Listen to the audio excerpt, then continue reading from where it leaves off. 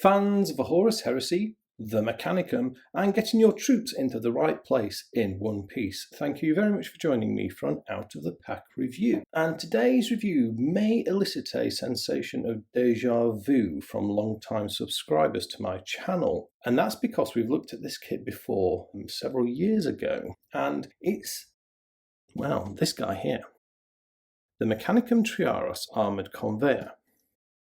This is a full resin kit that's made by Forgeable. It's part of the Horus Heresy Age of Darkness Mechanicum range. Now, I bought one of these a few years ago now, and it wasn't a very good kit, and I didn't have a very good experience with it. However, this one came up and got this from a connection I've got, so thank you for the good deal on this. I thought, let's give this a go again, because I kind of got put off the model, but having seen some photos of this one before I bought it, I thought, well, this looks good. They've made this better. Let's have a go at this. Here we are again. So I have done this before a number of years ago, but we're going to give it another go. So what I'm going to do in this video is we're going to unbox this model. I'm going to show you the parts. We are going to appraise the quality and just generally see what it's about. So without further ado, let's open up. First off, it's one of these medium-sized, oh no, actually this will be large size white Forgeable boxes it comes in.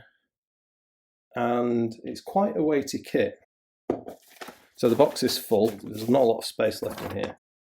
And it comes with the ye olde style photocopy instructions. Now, at this point in the video, I'd normally go instructions, but having spent a bit of time in this model before, it's not a very complicated one, and these are fine. So you won't go wrong with these, unlike some of the early ones, which have a few oddities. So you get a parts list, and as you can see, someone has already had this checked off. All the parts are present, and we have the parts laid out as so.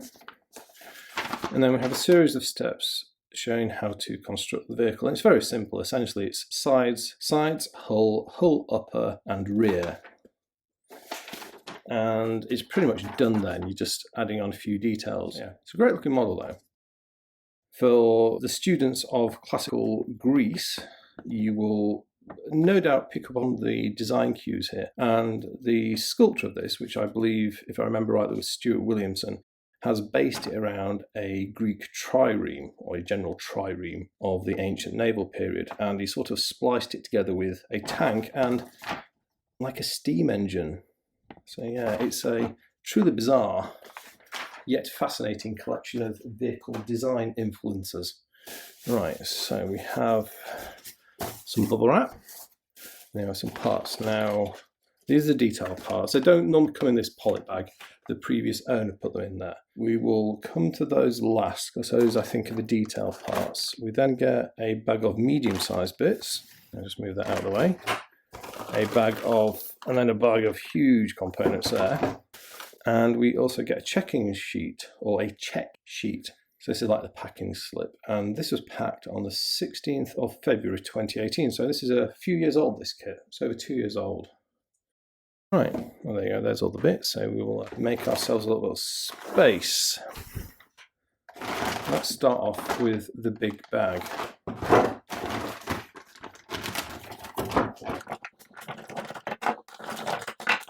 We'll get all the components out and then we'll go through them one by one.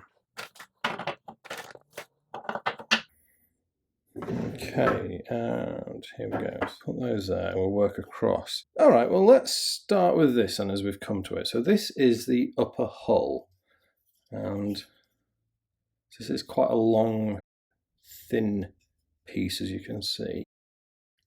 Loads of detailing. Very steampunky style detailing, I think you could say here. And then this bit here, which is like a prow almost. And it has a little doohickey that goes on the end of it here. As you would expect with a Forgeable, there's tons of detail going on. In terms of the casting, this looks good. There's a little bit of cleanup to do down this side. You can see a bit of where the mould's been. Some careful knife work to do around these rivets.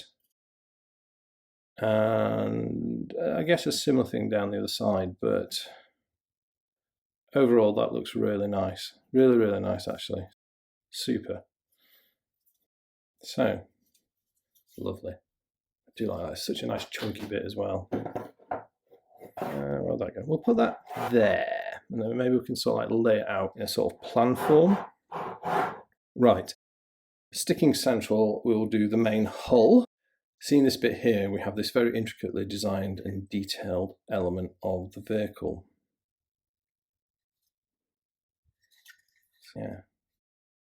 These are all smooth without any details, because once the side unit's on, you don't see that. And then the upper hull is going to rest on top like so.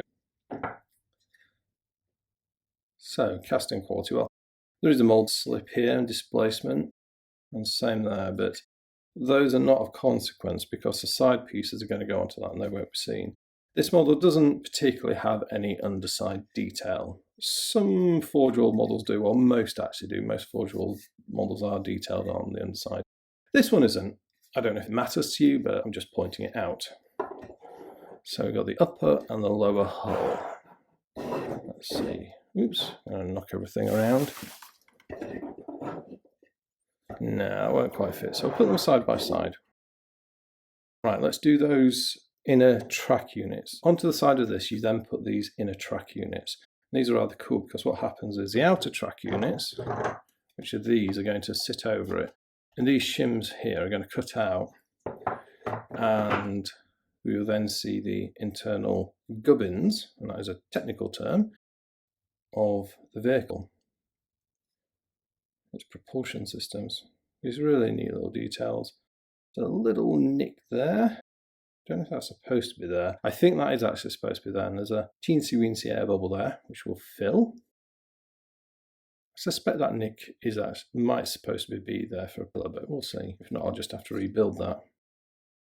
And then we've got some detailing that runs across the top, like so. A little bit of leveling to do here and there, with some milliput or whatever filler you prefer. Yeah, pretty straightforward piece and very nicely cast.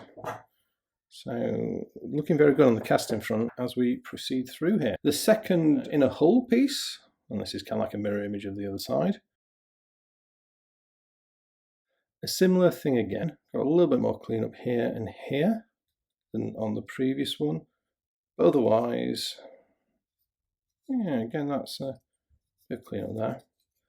Actually, that won't show because of the track unit. That looks really good, that. Let's just take a look at the inner track details again. We've got a little bit of work to do, mainly just here. There's a tiny little detail there, a couple of air bubbles just to deal with. But those will fill easily, so no big issues there whatsoever. Now let's move on to the outer track units. So again, these are kind of like symmetrical. This is where a lot of the detail on this model is located. And you've got these fantastic tracks that run all the way around the track units. And this is a familiar design style to all the Mechanicum vehicles that Mr. Williamson designed. With a new army, or a distinct army like the Mechanicum, it's always good to make them look unique. So what do we think here?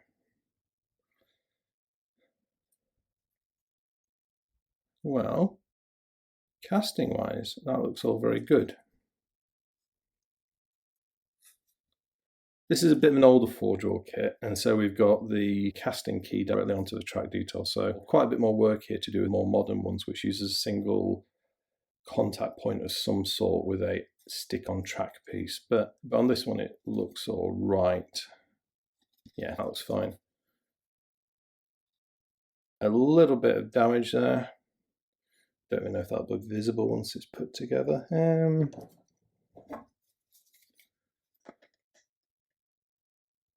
No, doesn't seem like it will. So assuming that isn't visible, I don't need to repair that. If so, I might reconstruct it with maybe with a bit of resin. Just a side note here, I love the detailing on this. This massive grey door for the entrance to this. I mean, this thing is a huge transport. It holds 20 Mechanicum models. You can also transport the larger infantry types, such as the Myrmidons and the Talax. It's not large enough to transport automata, or automata, if you say potato or patata. But yeah, great detailing. You've got these hinges and this like joining aperture, so I really like that. These shims, side note, my Word-based projects, cut these out I've got loads of prayer scrolls to put on my marines. Fantastic. Right, we'll do the other side. So same again here, just reversed.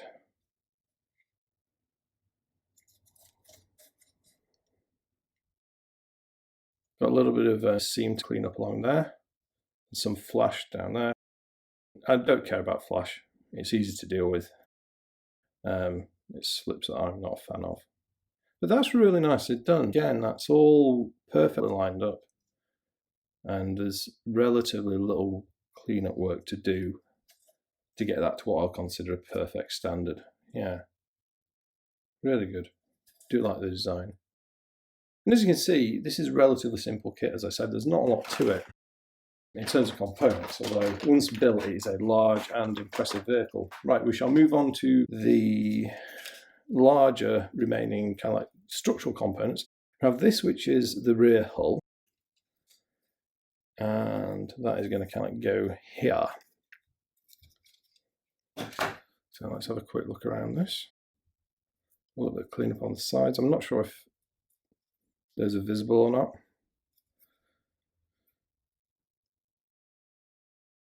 You can see here some air bubbles have got trapped. Now, as to whether or not they need to be filled, it will depend on the orientation. Whichever way you do it, very easy to fill. You can either use some milliput or whatever filler, or you can even just dab them in with super glue. Zap it with accelerant and sand them off. You can use that technique as well, which is quite quick on little filling. And then the final part is like the, I don't know, it's this bit, it's like the choo-choo train bit, I call it, for need of a better phrase. And this is going to sit on those two attachment lugs. I think here and here are where the flare shield projector mounts go. Got a little bit of cleaning up to do around here. Might need a little bit of filling. And then a little bit there, and some delicate cleaning to take this mold seam away where we've got the rivets. Tiny little air bubble to fill there and there, so yeah, another bit of a word bearer prayer paper as well. Very good. Let's move on to the detail parts. I'll just roll them out here. So firstly, we have the two wheels, and these are going to go like here and here on these two axles. At the back, just to give it the steamy punk extraordinaire look. How do these look? These things can be a lot of cleanup because they're quite intricate to cast, but there's some work to do there. But in terms of on the actual cog teeth, that's really nice. Yeah. Wow, we are doing well here today. Superb. And then the second of the coginators, or what they're called, a little air bubble.